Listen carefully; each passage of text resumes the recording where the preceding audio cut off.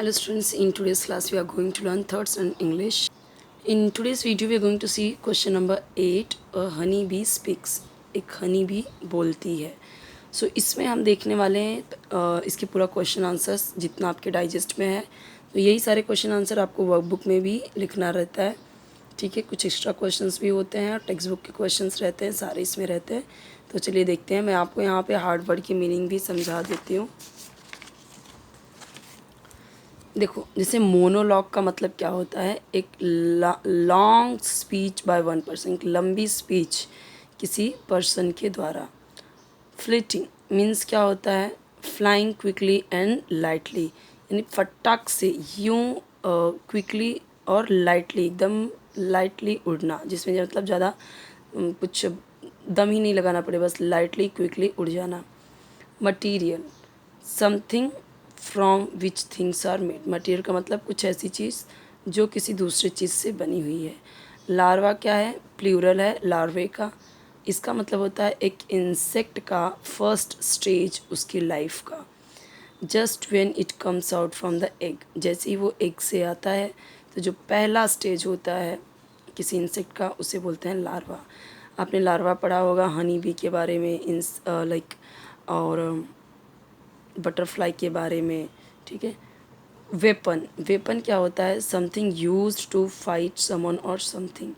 Weapon का मतलब होता है कि किसी लाइक जैसे कोई शस्त्र, जैसे तलवार, ठीक है, बंदूकें, ये सब क्या होती हैं, वेपन होती हैं. तो लड़ाई करने के लिए कुछ चीज़, उसको क्या बोलते हैं, वेपन. स्टिंग का मतलब क्या होता है, the sharp pointed part of an insect. Sting का मतलब जैसे जो हनी बी का जिससे डंक मारती है उसका जहाँ से डंक मारती है वो ऐसे पॉइंटेड होता है ना, उसको बोलते हैं स्टिंग. तो शार्प पॉइंटेड इंसेक्ट का एक पार्ट जो कि उसके स्किन, अगर स्किन में जाए किसी के तो वुंड बना देगी, घाव बना देगी. मतलब अभी जो इतना पॉइंटेड है, अगर किसी से दबा के मारे तो जोर से तो घाव बना देगी ना. वैसे ही उनका वो डंक होता है, स्टिंग होता है, जो जैसे ही वो किसी के स्किन में से स्ट्रांगली वो घुसाएँ तो क्या हो जाएगा कि घाव बना देगी. अब ये देखिए, ये आपका पैराग्राफ है. अब इस पैराग्राफ, ऐसे ही पैराग्राफ दिया जाएगा और उस पैराग्राफ से क्वेश्चंस रहते हैं, पूछते हैं. तो देखते हैं अभी. Why is the bee called a busy bee, कि बिजी बी क्यों बोला जाता है बी को. The bee is called a busy bee because it is hard at work the whole day. बहुत हार्ड वर्क करती है पूरे दिन. What work do young bees do. तो जो यंग बीज होती हैं वो क्या वर्क करते हैं. यंग बीज लुक आफ्टर द लार्वे. तो यंग बीज जो होते हैं वो लार्वा का क्या करते हैं, देखभाल करते हैं. They feed and protect them. वे उन्हें खिलाते हैं और प्रोटेक्ट करते हैं.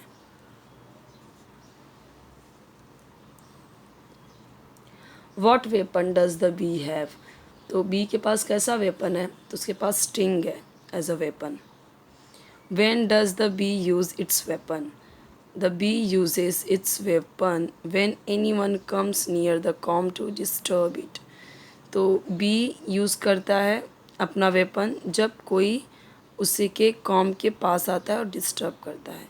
What work do the older बीज डू. तो ओल्डर बीज क्या वर्क करते हैं.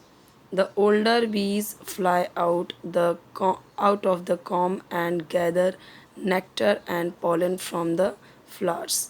तो ओल्डर बीज क्या करते हैं, कॉम के पास उड़ते हैं, कॉम से उड़ जाते हैं और क्या करते हैं, फिर वो नेक्टर यानी फ्लावर्स के नेक्टर को क्या एक गैदर करते हैं, इकट्ठा कलेक्ट करते हैं.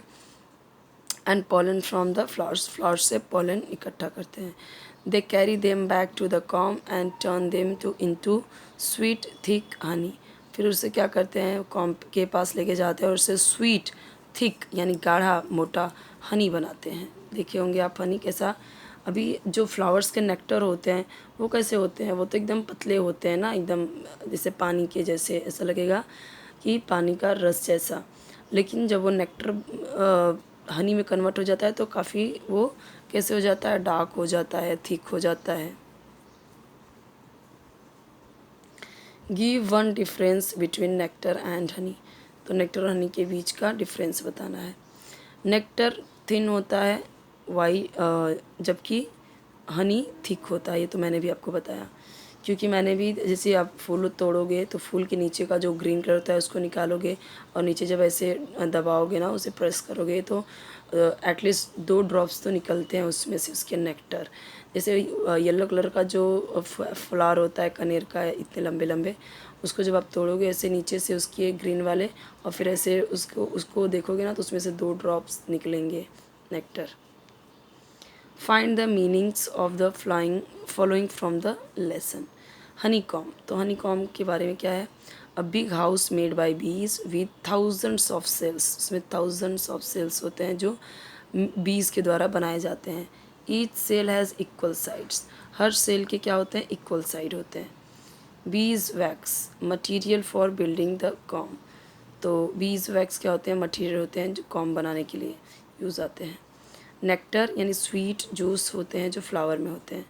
पॉलन क्या होता है? येलो पाउडरी स्टफ़ होता है जो हम फ्लावर पे देखते हैं।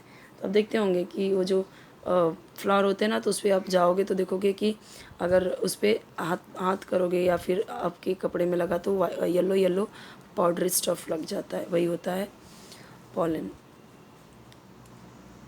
Make sensible words from the letters given below, जैसे यहाँ पे देखो दिया गया है DISLOR, कोई मीनिंगफुल वर्ड नहीं है। ये भी लिटामियर कोई भी मीनिंगफुल वर्ड नहीं है। बट देखो इससे क्या बना है? सोल्जर, इससे क्या बना है? मटीरियल, इससे फ्लावर, इससे वेपन, इससे फ्लटिंग, इससे protect.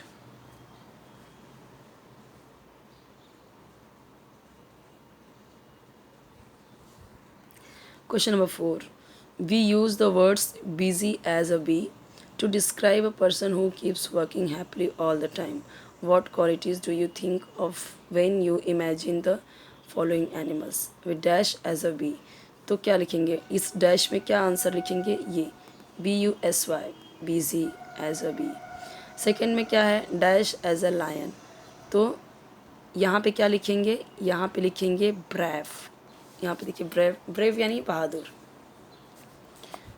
Dash as an elephant, क्या लिखेंगे यहाँ पे? यहाँ पे लिखेंगे big as an elephant. Fourth में लिखेंगे hard working as an ant यहाँ पे। फिफ्थ में डैश एज अ फॉक्स, क्या लिखेंगे? Cunning as a fox. Dash as a tortoise, यहाँ पे क्या लिखेंगे? स्लो। अभी सेवन्थ में क्या लिखेंगे? Tricky as a monkey. यहाँ पे क्या लिखेंगे? ब्यूटीफुल। ठीक है, या तो ब्यूटीफुल भी लिख सकते हैं स्लैश डेलिकेट, दोनों लिख सकते हैं। तो ये दोनों आपको 8 में लिखना है। देखो 8 का इधर है। फिर 9 में डैश, यहाँ पे क्या लिखेंगे? Slow, slow as a, just minute, ये तो 6 का है, 9 इधर है। 9 का ये वाला डैश एज अ काउ, इसका आंसर लिखेंगे माइल्ड एज अ काउ। बच्चा का क्या हमारा 10th, dash as a horse, तो स्ट्रॉन्ग, यहाँ पे क्या आएगा? Strong as a horse. Okay, यहाँ पे हमारा ये भी क्वेश्चन आंसर हो गया है। आगे देखते हैं क्या है। Present a part of monologue in the classroom, 5 to 10 lines. ये तो आपके अपने टीचर की हेल्प से कर सकते हो। Discuss the uses different animals, birds. For example, how does a cow, horse, crow etcetera help us and the surroundings. तो कैसे हेल्प करते हैं हमारे? आप ये इसका आंसर ना आपको आपके EVS वगैरह की बुक में मिल जाएगी कि काव क्या हेल्प करते हैं, हॉर्स क्या हेल्प करते हैं, क्रो क्या हेल्प करते हैं।